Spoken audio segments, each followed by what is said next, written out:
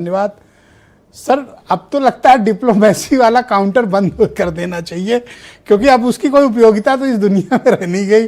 राष्ट्रपति commander in chief सीधे tweet करते हैं और ट्वीट करके या सोशल मीडिया पर हमले का ऐलान करते हैं, बता के मारते हैं कि आज रात मारूंगा।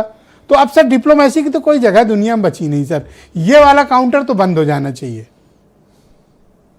जी विजय जी, आपने बिल्कुल बहुत इंसाइटफुली बताया। बहुत दुर्भाग्यपूर्ण है कि इस तरीके की जो भाषा, इस तरीके की जो बातें आज वॉरिंग साइट्स की तरफ से की जा रही हैं। एक तरफ तो राष्ट्रपति ट्रंप पूरी ईरानियन सिविलाइजेशन को ही समाप्त करने की बातें कर रहे हैं, और वहीं जो ईरान की जो इस्लामिक रिजीम है वो भी मरने मारने की ही बातें कर रही है, शहादत की बातें कर रही है कि मर जाएंगे लेकिन झुकेंगे नहीं।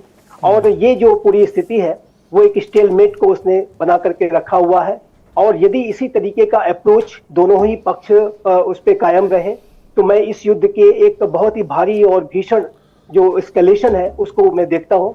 न्यूक्लियर ऑप्शंस तो मुझे नहीं लगता कि यूनाइटेड स्टेट्स ऑफ अमेरिका ऐसा कोई कदम उठाने जा रहा है, क्योंकि अगर वो ऐसा करेगा तो फिर इसके जो ग्लोबल इम्प्लीकेशंस है और एक जो न्यूक्लियर थ्रेशोल्ड जो क्रॉस होगा तो उसका जो दुष्परिणाम है वो पूरी मानवता को भुगतना पड़ेगा। पूरी मानवता का अस्तित्व संकट में आ सकता है। ये भविष्य में किसी विश्व युद्ध की स्थितियों को भी जन्म दे सकता है। सर अपनी पूरी जिंदगी में आपने कभी किसी प्रेसिडेंट को, किसी भी देश के, इस तरह के बयान देते हुए, ऐसा आचरण करते हुए, गंदी गंदी गालियां लिखते हुए ट्वीट करने या बयान देते हुए कभी देखा है सर? गंदी गंदी गालियां, मतलब वो हम लोग के यहाँ प्रतिबंधित है ये सब बोलना।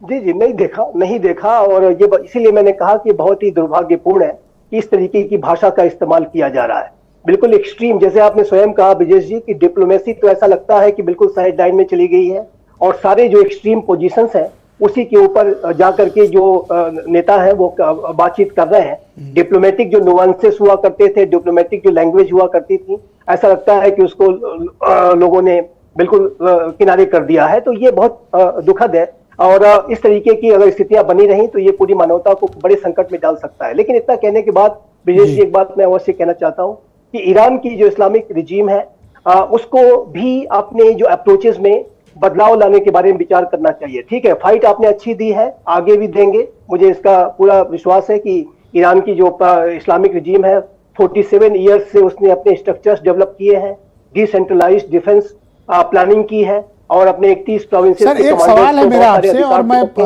भारत की सुरक्षा के दृष्टिकोण वो सवाल करना चाहता हूं कि जब हमारे पड़ोस में इतना भीषण युद्ध हो रहा हो, इतना भीषण हो रहा हो, अमेरिका इन्वॉल्व हो, जिसमें इजराइल इन्वॉल्व हो, पूरा पश्चिम एशिया प्रभावित हो, हमारे लिए सिक्योरिटी कंसर्न कितना बड़ा है? निसंदेह हमारे लिए बड़ा सिक्योरिटी कंसर्न है, और सिक्योरिटी कंसर्न जो स्ट्रेटेजिक सिक्योरिटी कंसर्न से ज्यादा जो एनर्जी सिक्योरिटी का जो कंसर्न है वो बहुत बड़ा है। वो प्रभावित आप देख रहे हैं कि हमारे जो बाजार है, हमारे जो पूरी भारत का जो राष्ट्र है वो उससे प्रभावित है। हालांकि मैं अवश्य इस बात कहना चाहता हूं कि इसके बावजूद भी हमारी आज की जो सरकार ने सारी स्थितियों को बहुत अच्छी तरीके से हैंडल किया है। बहुत शुक्रिया सर, कृपया हमारे साथ बने रहिएगा।